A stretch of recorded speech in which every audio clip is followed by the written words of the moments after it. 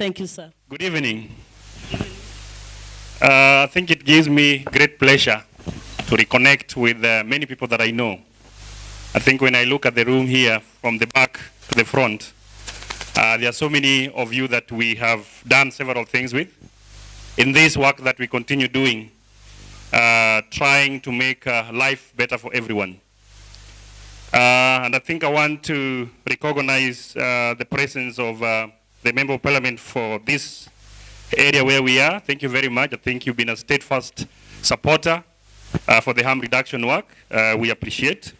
We appreciate the Member of County Assembly who also chairs the committee, County Assembly Committee on Health. I think I had a very rich interaction with you some months ago, and I like the progressive way in which the leadership of Mombasa County and the Coast region in general are taking up in terms of supporting work around harm reduction.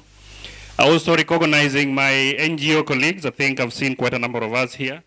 You know, from JPEGO and others. I think we're all doing some great work and we all deserve to be mentioned. Even though today is a day for recognizing the role of the media, I think the media has been able to change how they frame issues around harm reduction because of the work that the NGOs have been doing with them. I hope that is, for those of us who have been working with the media, there were days when issues to do with key population were entertainment news.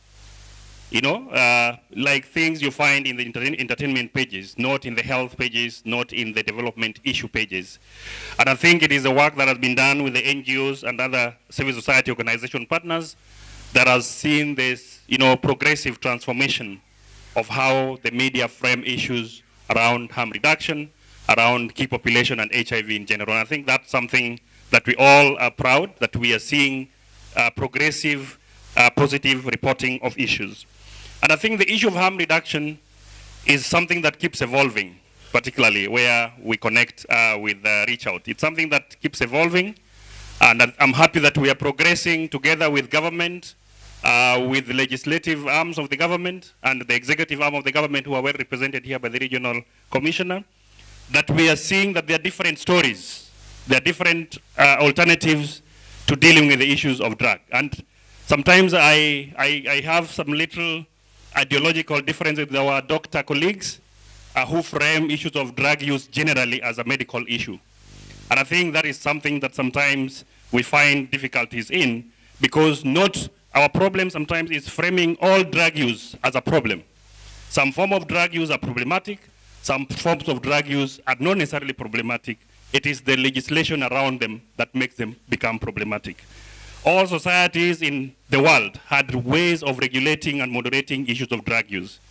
If I go to my village in Nyalgunga there, issues of marijuana were used very moderately by wazes, and it was passed through water. Over time, water was replaced with changa.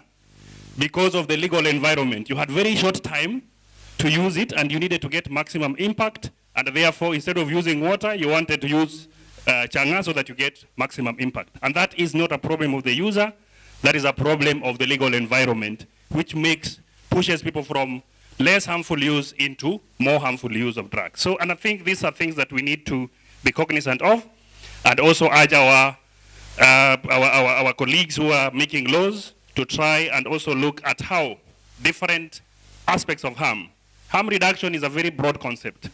It's not just about the user, it's also about the people around the user. The law can be the source of harm. The approach to treating the person, like you saw what happened in Italy the other day, that kind of treatment is a harmful way of treating person. So everybody has a responsibility or has a potential harm that they need to work on. It's not only the drug that has a harm, even the people around the drug user can inflict harm into the process of use of drug. So I'm happy that the media lately and the people who are working on harm reduction, we recognize that there are different alternatives. It's not a single story. It's not a single story that if you are using drug, then you have to stop and abstain. Sometimes we can maintain on certain substances that are less harmful, like methadone, isn't it? And we are also seeing an evolution where we are not necessarily looking at people who use drugs as victims. We are also seeing them as agents of their own change, who, if empowered, can also be very, very productive members of the society, and I think Reachout has demonstrated that, training them and enabling them to be able to do activities that will make them regain their dignity in the society. And of course, people who use drugs are not necessarily liability, they are also assets. And we've seen how they have helped our society in many different ways.